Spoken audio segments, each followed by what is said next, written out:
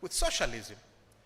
Felix Houphouët-Boigny in Cote d'Ivoire, any other African head of state, Mobutu Sese Seko, they were not socialists. They have one thing in common with socialists like Mwalimu: the authoritarian and unaccountable power that they held over their people and their societies. And therefore, speaking strictly of African leaders of the post-colonial period, the one thing that unites them all is their authoritarianism, not their political or ideological courts they wore at one time or another. What they have in common is the oppression of their people. All right? Mwalimu Nyerere, we will perhaps never know, but hundreds, possibly thousands, were detained without trial in his 24 years of office as president. Detention without trial. Even the British colonial state, in its all oppressiveness, never had preventive detention law. That is a creation of independent Tanganyika. Mwalimu borrowed it from Ghana's Nkrumah. Was a preventive detention law was first enacted on the African continent by Kwame Nkrumah in 1960. In 1962, Mwalimu copied it almost word for word from Nkrumah's Ghana. The British never had it, you know? And you cannot say that the colonial state was democratic by any yardstick. It wasn't. But there are certain respects in which the post-colonial state has been even more oppressive of the people than the colonial state ever was. Since we are in Uganda, you remember the 90 days removal order for Ugandan Asians in 1972? Huh? You remember? How's you? Eh? What happened in Tanzania in April of 1971? Under the cover of darkness, and when I say under the cover of darkness, I mean there was absolutely no debate. A law was rushed through Parliament, through the Parliament of Tanzania, under certificate of urgency. It was passed the same day, I think April 20th, 1971. Under that law, the government of Tanzania expropriated the real property, buildings of anyone whose building was valued at 100,000 shillings at that time, roughly around 20,000 pounds, and so on. 90% of them were Asians, were Tanzanian Asians. Within a year, almost 75% of Asians had left the country, penniless. A year later, when Idi Amin and they were given 90 days to leave, where did they go? Some tried to cross the border to Tanzania. They were prevented from getting into Tanzania. They ended up in Sussex in the UK, cities like Leicester and other British cities, and in Canada. So there are things that should make us wonder when we talk of these great men such as Mwalimu. What should I say? What else? What else? And how many minutes do I have? Let's hope I come back to Uganda. I don't have to wait another 11 years to come back here to talk again with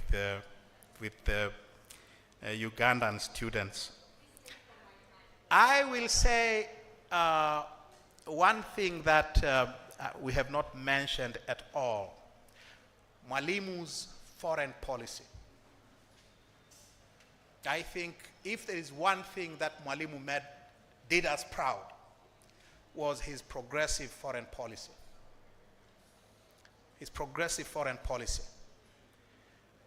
Mwalimu had a position, and his position was always based on principle and moral high ground. Had he been around today, Mwalimu will definitely have something to say about the genocide in Gaza.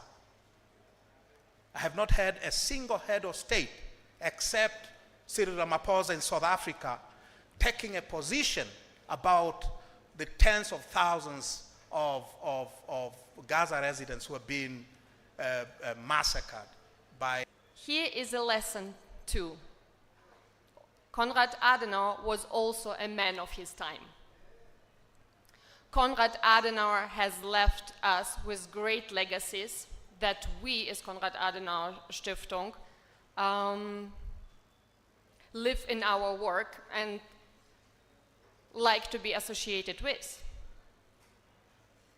But once again, he was born in 1876. He came and took over the chancellorship in Germany in 1949, being quite an old man by then. And definitely he was a leader who would not only take very popular decisions. Some of his decisions went in contrary to the popular opinion. So yes, the role of the leader is not just to take popular decisions, and sometimes it is also to take decisions that the majority would not in that moment align with. That is the truth about being a leader. And he himself always was saying that power corrupts, and he was not excluding himself. So this is for me also always very important to say when I represent an institution that bears a name of a politician. That's number one. Number two, as I represent again here the Konrad Adenauer Stiftung, I would like to read from what our mission statement says, and only a part of it. Through our work, we contribute towards securing and increasing peace, freedom and prosperity in Europe and throughout the world. We stand for personal responsibility, justice, and solidarity. We are firmly committed to liberal representative democracy, the rule of law, the social market economy, and European unification. We are guided by the Christian view of humanity. And if I turn around and read what the mission of EUREPEC is, it is to promote respect for universal human rights, and we also have this in our mission statement: peace, you have heard it, democratic values, and the rule of law through teaching, action-oriented, and strategic research and outreach. And in our mission statement, we also talk about through which means we promote what we stand for. Why do I say this? Because I want to underline that this mission of ours, shaping democracy together, only works if we find partners with whom we can do it together.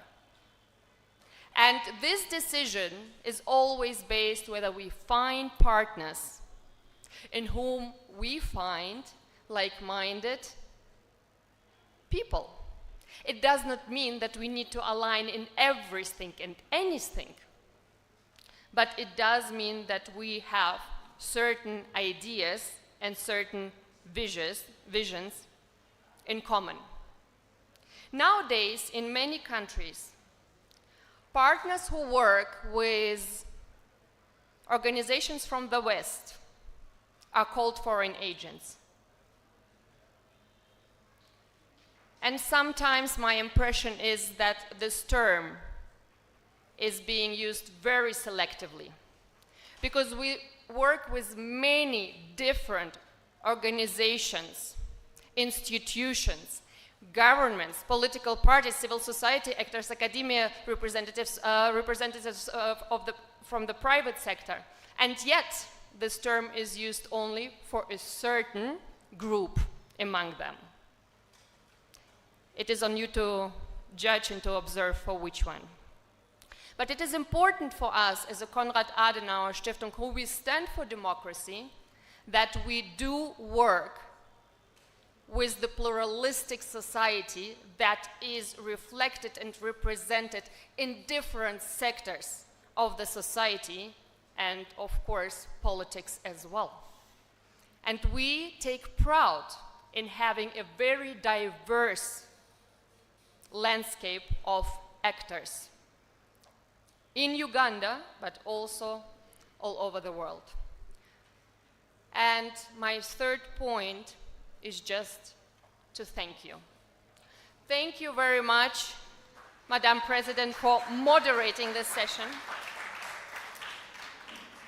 It has not been an easy exercise. We could see all the hands behind us from where I was sitting, and that only shows the interest in such debates and the importance to open up this space for such conversations.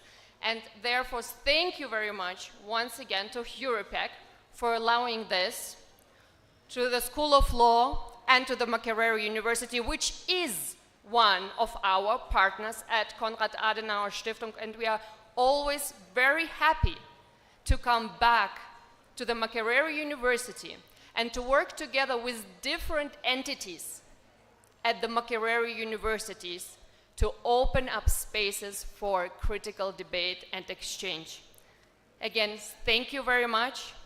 And of course, last but not least, Honorable Liso, dear Tondo, thank you very much for agreeing to stay a bit longer in Uganda, pretty much just for this talk, just to be at the university and talk to the students.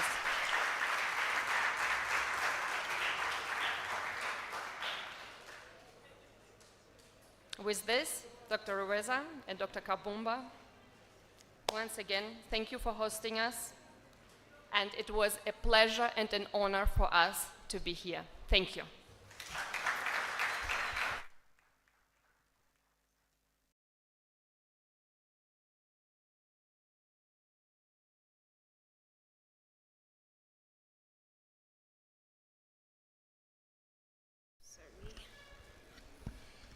Yes, we have come to the end of our public lecture and engagement today. Thank you so much for coming.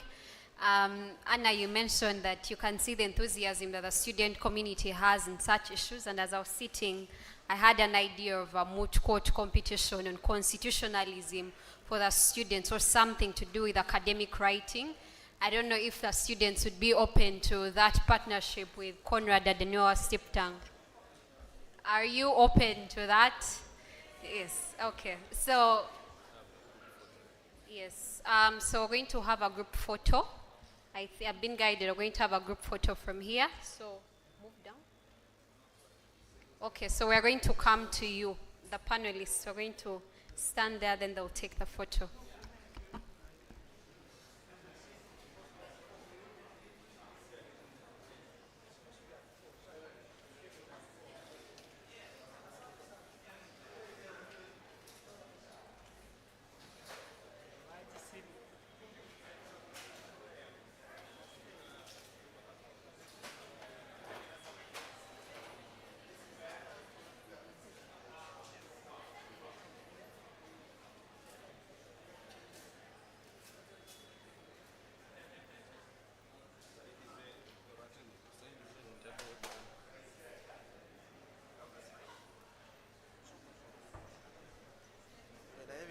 tiyinza besi tulane